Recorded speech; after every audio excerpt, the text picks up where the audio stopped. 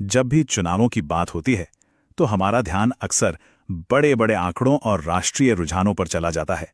लेकिन सियासत की असली कहानी, लोकतंत्र की असली नब्ज तो जमीन पर ही मिलती है, एक एक विधानसभा सीट पर।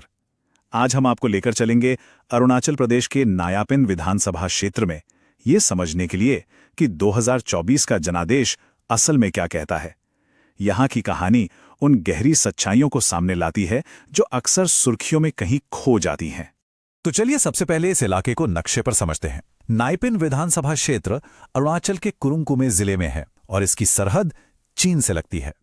ये सिर्फ एक भौगोलिक लोकेशन नहीं है, बल्कि यही बात यहाँ की जिंदगी, यहाँ की राजनीति और विकास से जुड़ी चुनौतियों को एक अलग ही शक्ल देती है।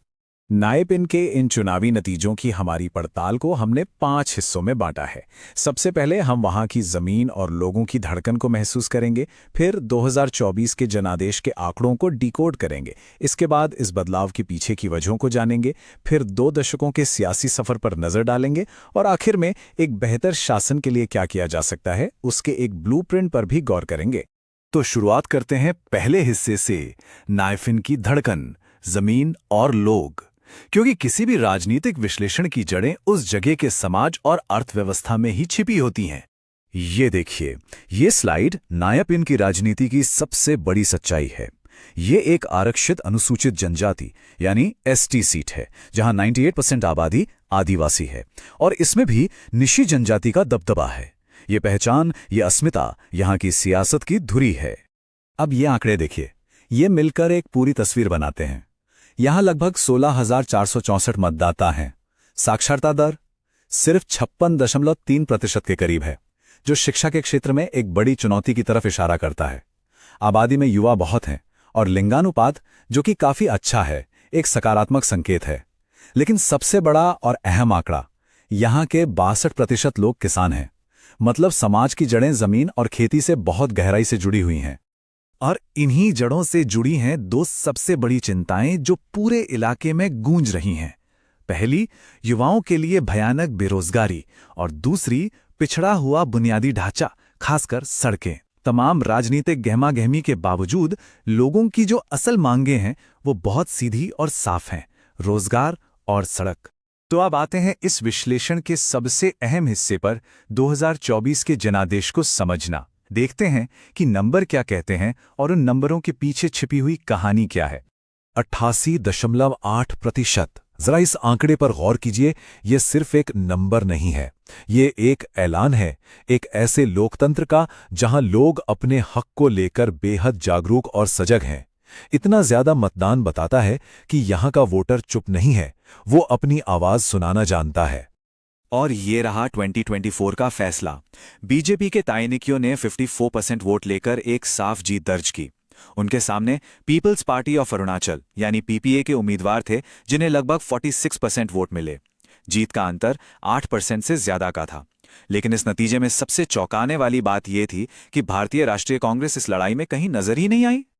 एक समय था जब कांग्रेस इस इलाके की सबसे बड़ी ताकत हुआ करती थी, लेकिन 2024 के इस महामुकाबले में वो पूरी तरह से हाशिए पर चली गई। ये सिर्फ एक हार नहीं, बल्कि इस क्षेत्र में एक बहुत बड़े राजनीतिक बदलाव का साफ संकेत है और यही हमारी आज की पड़ताल का केंद्र है।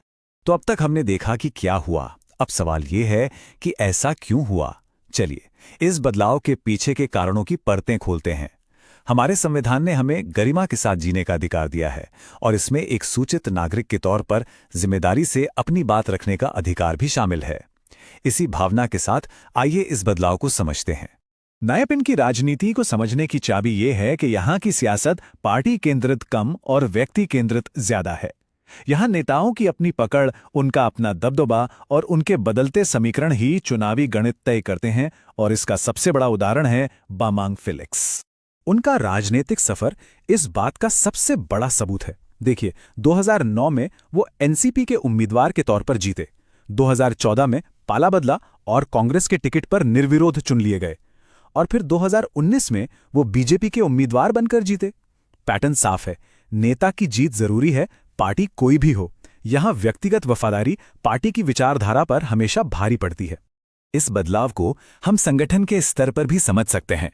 एक तरफ बीजेपी और पीपीए का मजबूत स्थानीय संगठन था, उनके पास आदिवासी नेटवर्क था और विकास के वादे थे। वहीं दूसरी तरफ कांग्रेस का जनाधार पूरी तरह बिखर चुका था, नेतृत्व कमजोर था और आखिरी विधायक के भी पार्टी छोड़ जाने से संगठन की कमर ही टूट गई थी। चलिए अब थोड़ा पीछे चलते हैं और पिछले 2 दशकों के राजनीतिक सफर पर नजर डालते हैं, क्योंकि 2024 का ये नतीजा कोई अचानक हुई घटना नहीं है। ये तो सालों से चल रहे एक बड़े बदलाव की आखिरी कड़ी है। ये टाइमलाइन पूरी कहानी खुद बयां करती है। 1995 से 2004 तक कांग्रेस का एक छत्र राज था। 1999 में तो उसे लगभग 69% वोट मिले थे। 2009 में एनसीपी ने इस सिलसिले को तोड़ा। 2014 में कांग्रेस वापस तो आई, लेकिन 2019 में बीजेपी ने बहुत ही कम, सिर्फ 1.41% के अंतर से जीत हासिल की और 2024 में बीजेपी ने उसी जीत को 8% से ज्यादा के एक बड़े अंतर से और भी मजबूत कर लिया। ये कांग्रेस के पतन और बीजेपी के लगातार उदय की एक साफ तस्वीर है। तो इस पूरे सफर का निचोड़ ये है कि 2024 का नतीजा 2 दशकों से चल रहे एक बड़े राजनीतिक फेरबदल का क्लाइमैक्स है। 1999 के बाद से कांग्रेस का जनाधार लगातार टूटता गया, जबकि बीजेपी का असर धीरे धीरे लेकिन लगातार बढ़ता गया। अब तक हमने विश्लेषण किया, अब समाधान की ओर बढ़ते हैं। ये एक ऐसा खाका है, एक ऐसा ब्लूप्रिंट है जो किसी भी पार्टी के नेता के लिए मददगार हो सकता है, बशर्ते उसका लक्ष्य सिर्फ चुनाव जीतना ना हो, बल्कि सच में लोगों की सेवा करना हो। हमने इसके लिए एक स्ट्रैटेजिक फ्रेमवर्क बनाया है, जिसे हम चतुर्मुख सिद्धांत कहते हैं। ये एक 4 आयामी रणनीति है, जिसका एक ही मकसद है, जमीन पर ठोस काम करके और समुदाय से गहरा जुड़ाव बनाकर जनता का विश्वास जीतना। इस सिद्धांत के 4 मजबूत स्तंभ हैं। पहला, बुनियादी ढांचा और अर्थव्यवस्था। दूसरा, आदिवासी और सांस्कृतिक पहचान का सम्मान। तीसरा, युवा और महिला सशक्तिकरण। और चौथा, गठबंधन का निर्माण। ये चारों स्तंभ सीधे सीधे नापिन के लोगों की जरूरतों और उनकी उम्मीदों से बात करते हैं। पहले स्तंभ पर बात करते हैं। इसका मतलब है NH713 जैसे अहम प्रोजेक्ट्स को तेजी से पूरा करना, स्कूलों और स्वास्थ्य केंद्रों की हालत सुधारना, किसानों के लिए स्थानीय स्तर पर योजनाएं बनाना और बेहतर सड़कें बनाकर महंगाई को कम करना। ये वो काम है जिन्हें लोग अपनी आंखों से देख सकते हैं और महसूस कर सकते हैं। दूसरा और तीसरा स्तंभ ये आपस में गहराई से जुड़े हैं, पहचान और सशक्तिकरण। मतलब निशी आदिवासी गौरव और उनके वन अधिकारों का सम्मान करना, युवाओं को स्किल ट्रेनिंग और स्कॉलरशिप से जोड़ना, पढ़ी लिखी महिला उम्मीदवारों को राजनीति में आगे बढ़ाना और दुई पोलो जैसी स्थानीय स्वदेशी धार्मिक परंपराओं और सांस्कृतिक विरासत की रक्षा करना। और आखिरी स्तंभ है गठबंधन बनाना। इसका मतलब सिर्फ चुनावी गठजोड़ नहीं है, इसका मतलब है समान विचारधारा वाले आदिवासी संगठनों, चर्च समूहों, यूथ क्लबों और निर्दलीय लोगों को एक साथ लाना, रिश्तेदारी और कबीलों के नेटवर्क के जरिए लोगों से जुड़ना। भारत के DPDP कानून के तहत हर नागरिक की प्राइवेसी और सहमति का सम्मान जरूरी है। ये गठबंधन इसी सम्मान के आधार पर बनना चाहिए जो नायपिन के समाज की विविधता को सही मायनों में दर्शाए। तो आखिर में हम आपको इस एक सवाल के साथ छोड़कर जा रहे हैं, क्या लगातार सेवा करके जीता गया जनादेश सिर्फ राजनीतिक गठजोड़ से जीते गए जनादेश से ज्यादा टिकाऊ होता है? ये एक ऐसा सवाल है जो सिर्फ नायपिन के लिए नहीं, बल्कि हमारे पूरे लोकतंत्र के भविष्य पर सोचने के लिए मजबूर करता है। अगर आप एक जन केंद्रित नेता बनना चाहते हैं और अपने निर्वाचन क्षेत्र का उत्थान करना चाहते हैं, तो blueprintstrategies.ai से mgn@blueprintstrategies.ai पर संपर्क करें या 08042041602 पर कॉल करें। राजनीति से परे उद्देश्य।